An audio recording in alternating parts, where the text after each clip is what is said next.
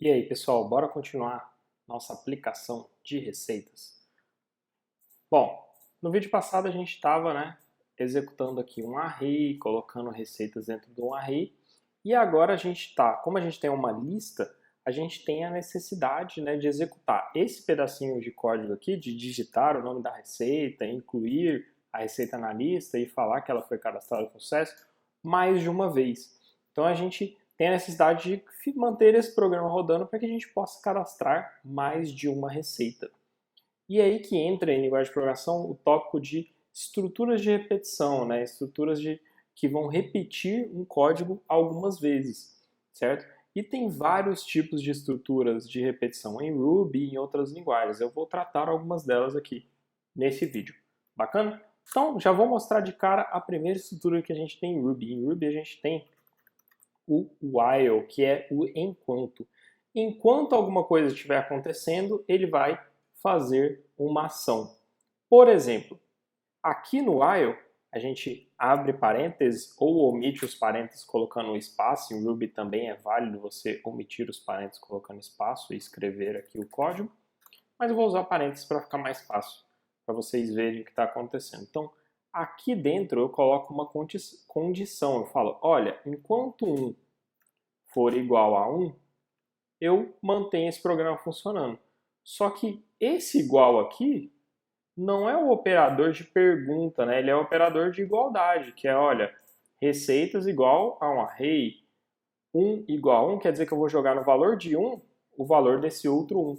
O operador de perguntar se 1 é igual a 1 são dois iguais, É o operador de, olha, 1 é igual a 1, agora sim, agora eu estou perguntando, certo? É um operador condicional, estou perguntando alguma coisa. Então, o igual é o operador de eu perguntar, olha, 1 é igual a 1? Se isso for verdade, ele vai manter esse código funcionando sempre, tá? Para você demarcar o que está dentro do while, a gente abre um bloco em Ruby. Então, eu coloco a palavrinha do aqui, ó. Falo que isso aqui está dentro do while, então eu vou colocar um tabzinho para cá, ó. E fecho com o end. Então tudo isso aqui que está aqui dentro, esse tab não vai quebrar o meu código, tá? Mas é mais para marcar visualmente que isso aqui tudo está dentro do meu while. Então o bloco abre com do e fecha com o end em Ruby, tá bom? Então enquanto 1 for igual a 1, que é sempre, 1 sempre é igual a 1, eu vou executar esse código, tá? Esse aqui é o famoso loop infinito, uma coisa que fica rodando para sempre. Eu poderia simplesmente colocar algo assim também, ó. Enquanto 1 for igual a 1, isso aqui é uma verdade, Tá certo, 1 sempre vai ser igual a 1, tá? E em Ruby tem um tipo de dado que é o tipo booleano, que é o resultado de uma operação de perguntas dessa. Então, 1 é igual a 1? Sim, é verdade. E a verdade em Ruby é o true, certo? True de verdade, e tem o false também de quando não for verdade, tá bom? Quando a coisa for falsa. Então, isso aqui é um tipo de dado booleano. E o while, ele recebe aqui uma condição, que no final o valor dela tem que ser um tipo de dado booleano. Então, 1 ser igual a 1, no final disso, essa pergunta 1 é igual a 1, retorna um booleano para o Ruby. A gente pode até testar isso no IRB, olha lá. Vou voltar aqui, vou deixar o true. Vamos lá no IRB testar? Para isso que o IRB é interessante. 1 igual a 1, erro. Agora 1 igual a 1, true. Tá vendo? No final retorna um tipo de dado booleano. Então, aqui entra um condicional, certo?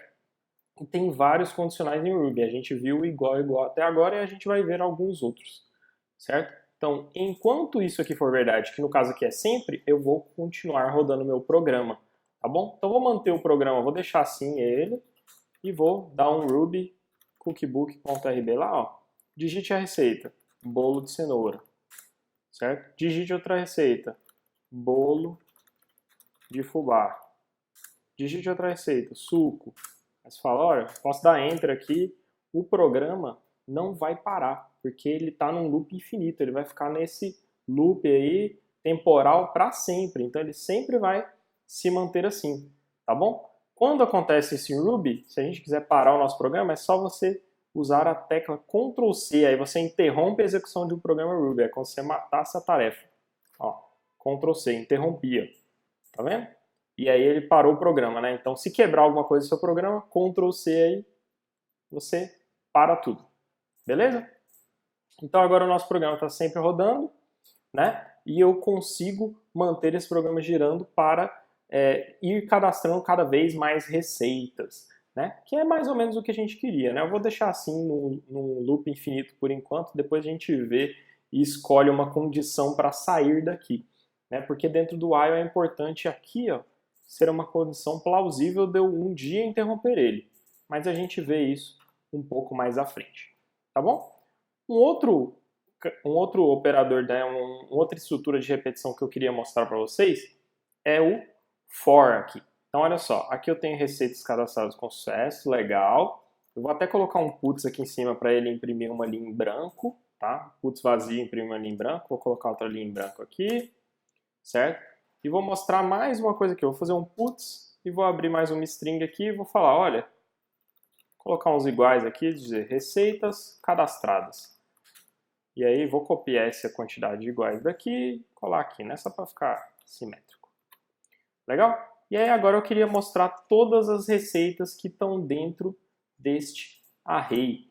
Aí em Ruby e em outras linguagens de programação a gente tem para isso o for. O while é uma estrutura de repetição que pode vir a se tornar infinita, né? Eu não tenho uma condição de quando que ele vai sair de uma forma estruturada. Então eu não falo, ó, um dia esse while vai parar. Ele está aqui rodando, né, e vai se manter rodando. Se não acontecer nada, ele vai ficar aí rodando para sempre.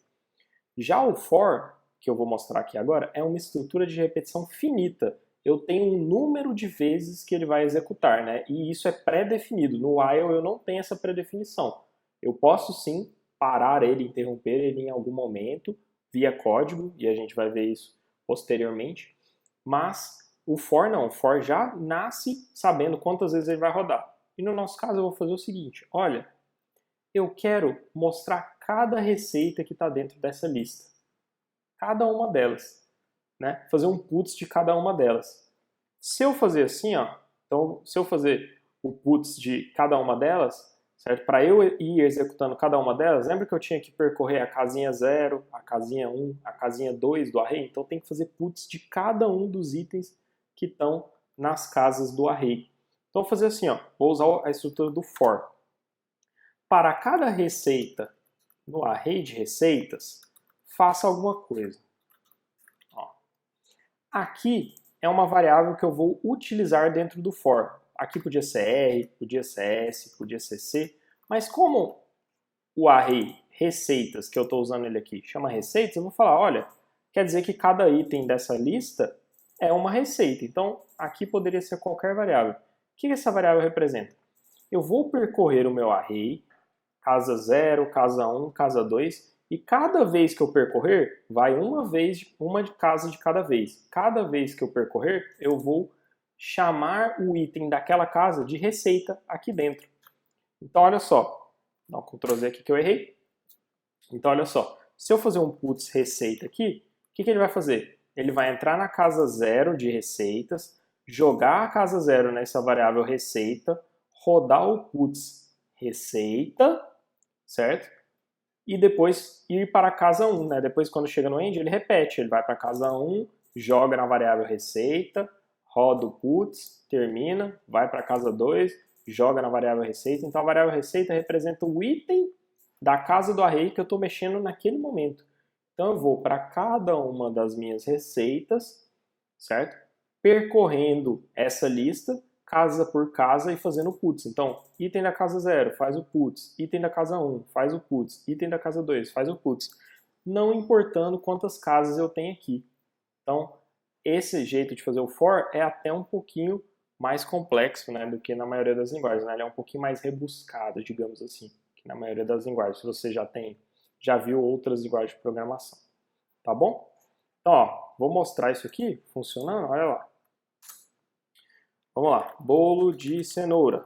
Aí, ó, receitas, ó, receita de bolo de cenoura, receitas cadastradas, tá vendo? Bolo de cenoura aqui. Agora um bolo de fubá. Ó, o puts está rodando aqui, ó. puts de cada um dos itens, ó. Tá vendo? Puts de cada um dos itens. Eu posso até colocar uma linha em branco aqui depois do for, né, para separar, salvar. Vou interromper meu programa com Ctrl C, rodar de novo, ó.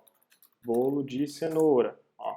Receitas cadastradas, bolo de cenoura, tá vendo? Para cada item o for tá rodando. Então Ctrl C de novo para matar.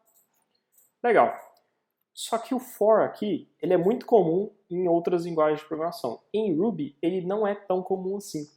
Por quê? Porque em Ruby a gente tem métodos para fazer essa mesma coisa de uma forma mais legível, certo? Em Ruby, a forma mais comum seria usar o método each, tá bom? Então eu vou descartar esse pedacinho de código aqui, certo? Se você quiser no seu código, você pode comentar essas linhas de código. No meu caso aqui, no code aqui, eu uso o atalho Ctrl barra, e aí ele comenta sozinho minhas linhas de código aqui. Mas basta você colocar asteriscos não, né? Cerquilhas aqui, né? Hashtags no começo da linha, aí esse código não é executado. Então você pode colocar comentários explicando o seu código. Ó, por exemplo, aqui é um for em Ruby, por exemplo. Essas linhas de código não são executadas na hora que eu rodar meu programa. Elas são simples comentários para a próxima pessoa que pegar. Então, se você quiser comentar, eu vou apagar mesmo. Beleza? Em Ruby, eu vou mostrar como é a forma mais comum da gente executar isso aqui. Eu falar, olha, eu tenho um array de receitas. E o Ruby tem um método que roda em cima do array que chama each. Para cada item, né, ele vai fazer a mesma coisa que o for, mas para cada item ele vai iterando e executando alguma coisa. Então, each, aí eu abro um bloco, dou um end, e aqui na frente do do, eu digo qual é a variável, assim como o for, qual é a variável que eu vou usar em cada item. Na casa 0, qual variável que eu vou utilizar que vai valer a casa 0, qual variável que vai valer a casa 1, para no final eu utilizar. Então, eu vou fazer a mesma sintaxe, ó. Receita.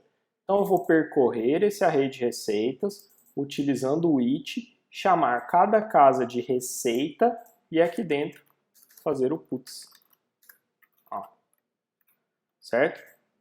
Esse carinha aqui, ó, essa marcação aqui é o pipe. No teclado brasileiro, ele é a tecla do lado do shift, né, o shift da esquerda. Então, shift, segura o shift e a tecla do lado. Né? Isso aqui é a marcação do each. É assim que a gente define variáveis de bloco em Ruby. Então, essa é a forma rubista de executar aquelas linhas. Ó. Eu vou percorrer o array de receitas para cada item, chamar o item de receita, executar uma operação com ele, terminou, volta para o próximo item. Então, essa é uma estrutura finita. Se eu rodar aqui para vocês, ó, vai dar no mesmo que estava antes. Ó, bolo de cenoura, certo? Bolo de fubá. Pronto, mesma coisa, ó, tá fazendo puts de cada item. Tá vendo? Então, essa é a forma rubista de executar esse código, beleza? O Ruby tem muitos métodos, então acaba que a gente usa essas funções da linguagem ao invés de utilizar, né, esses recursos mais baixo nível, digamos assim, como o for, tá bom? Acaba que por trás dos panos, acaba que roda a mesma coisa, mas esse é um tópico para chegarmos mais à frente, tá bom? Uma outra dica que eu dou também é que o Ruby é uma linguagem conhecida por ser amiga do programador, é uma linguagem que os programadores gostam de programar, que tornam as pessoas, né, torna programar mais rápido, você tem mais performance de programação porque você omite muita coisa, né? Você tem códigos muito pequenos que fazem uma coisa muito legal, né? Que poderia ser até complexo em outras linguagens, com poucas linhas você faz.